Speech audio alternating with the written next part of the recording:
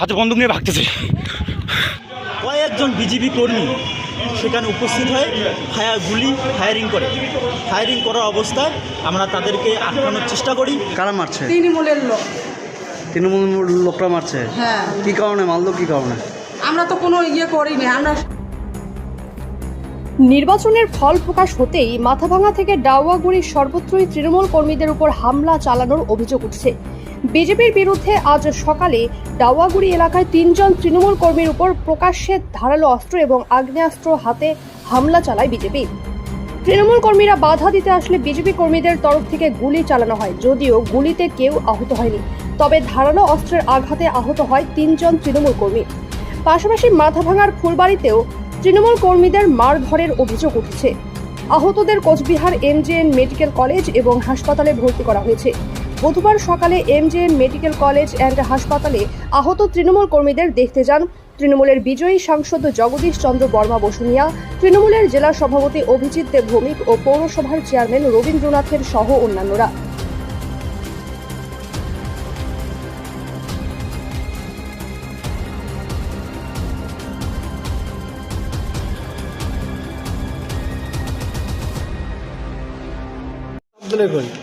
BJP করতেন না, তাহলে কেন মারলো তৃণমূলের লোকজন? বিজেপি কে করি? তৃণমূলের লোকজন কেন মারলো? মিটিংয়ে জানিয়ে রেখিয়া ওইখান থেকে মিটিংয়ে কে যাবো? তো ঘটনার মধ্যে কিছু না, আমরা বাড়িতে আসলাম, সকালবেলা আমার বাড়িতে হামলা করিয়া তবে চলে গেল। আমরা তো কিছু করলাম না। রাস্তার মধ্যে আমার একটা ভাইস্তা ছিল, 2টা, ওদেরকে ধরিয়ে পুরো মাইল টুর করলো। কারা করলো? টিএমসির লোকরা মারতেছে হলো। তখন আমরা শুনলাম বলে মারতেছে, তখন আমরা গেলাম আগাইতে, তখন আমাদেরকে সবাইকে মারলো। তারা বলছে আপনারা নাকি তাদেরকে মারতে গেছিলেন? না, আমরা মারতে চাইনি। ওরা আমার কাছ থেকে মারতেছিল, খেলিয়ে মারতেছিল, তখন আমরা গেলাম। আমরা যাওয়ার সঙ্গে সঙ্গে ওরা কিছু পালে দেওয়া পরে কিছু লোক ধরে আমাকে মারল। আপনাদের কজনকে এরকম মারধর করে? আমাদের প্রায় 7জন 8জন লোকে মারছে। 7জন। কতজন আহত? কতজন আছে? আহত আছে বর্তমান 6 জন।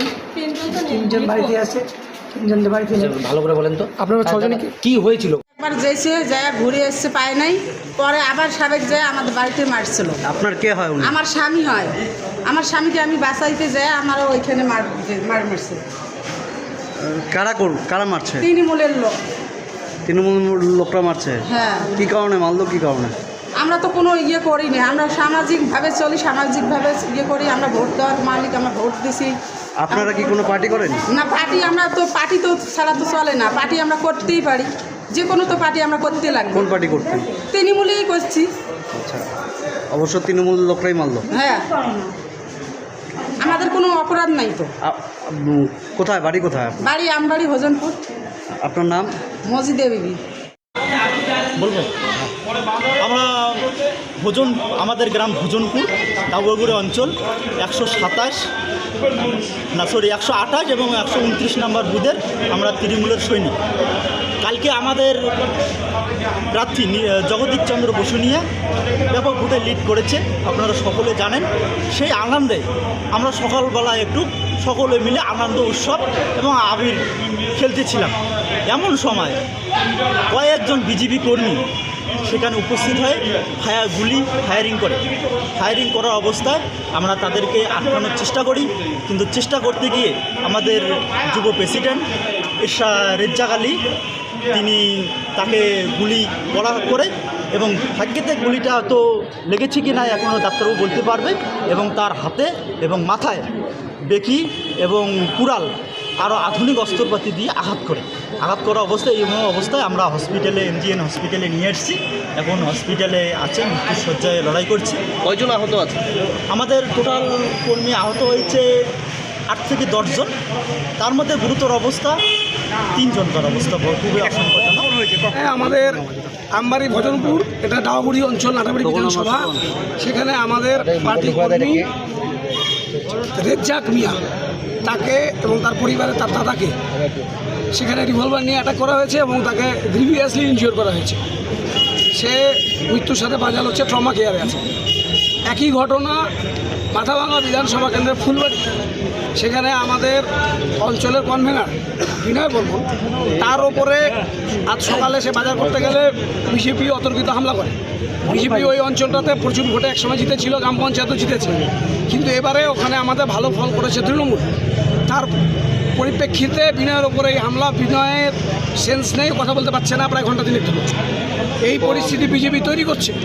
আমরা বারবার এটা বলেছি যে সমস্ত জেলা জুড়ে শান্তি বহাল থাকবে। আমরা নির্বাচনোত্তর পরিস্থিতিতে কোনোভাবেই যাতে জেলায় কোনো অশান্তি তৈরি না হয়, আমরা এই রেজাল্টের 7 দিন আগে থেকে বলছি আমরা জিতবো, কিন্তু কোথাও বিজয় মিছিল করবো না, উশৃঙ্খলা করবো না। আমাদের কর্মীরা আমাদের নির্দেশকে মান্যতা দিয়ে কোথাও কোনো বিজয় মিছিল কিছু হচ্ছে না। বিজেপি ইচ্ছাকৃতভাবে উশৃঙ্খলতা তৈরি করছে। প্রশাসনকে বলবো খুব সজাগ থাকুন, ইমিডিয়েটলি ব্যবস্থা নিন। পুলিশ প্রশাসন যদি এই ক্ষেত্রে ঘাটতি করে, কোনো কাল বিলম্ব করে, পরিস্থিতি হাতের বাইরে যেতে পারে। বিজেপি যেহেতু একটা ক্রিমিনালরা হেরেছে, ক্রিমিনালদের হাতে মজুদ অনেক অস্ত্র আছে যারা তারা রেজাল্টের পরের জন্য ব্যবহার করবে বলে রেখেছিল। সেই আর্মসগুলোকে ব্যবহার করার জন্য ক্রিমিনালরা অ্যাক্টিভ হয়ে উঠেছে। এই ক্রিমিনালদেরকে ইমিডিয়েটলি কাস্টডিতে নিতে হবে সারা জেলা জুড়ে, এটাই আমাদের বক্তব্য। এখন পর্যন্ত 4 জন আহত হয়েছে, ফুলবাড়ি 1 জন, আমবাড়ি ভজনপুরে 3 জন। ফুলবাড়ি 2 জন আছে, ফালাকাটাতে 1 জন এসছে কুচবিহারে। থানায় অভিযোগ জানানো হচ্ছে। আমাদের তৃণমূল কংগ্রেস কর্মীরা বাজারে একটা দোকানে টিভি দেখছিল। যেহেতু আমরা জিতে গেছি, একটু আনন্দ তো হচ্ছিলই কর্মীদের। বিজেপির কিছু লোক হঠাৎ করে তাদের পর অতর্কিত আক্রমণ করে, লাঠি দা বল্লম নিয়ে তাদের উপর হামলা করে তাদেরকে প্রাণে মারার চেষ্টা করে। আগ্নেয়াস্ত্র ছিল, গুলিও ফাঁকা গুলি ছাড়া হয় এবং তারা গুরুতরভাবে আহত হয়েছে। গ্রামবাসীরা তাদেরকে নিয়ে এসে কুচবিহার মেডিকেল কলেজ হাসপাতালে ভর্তি করছে।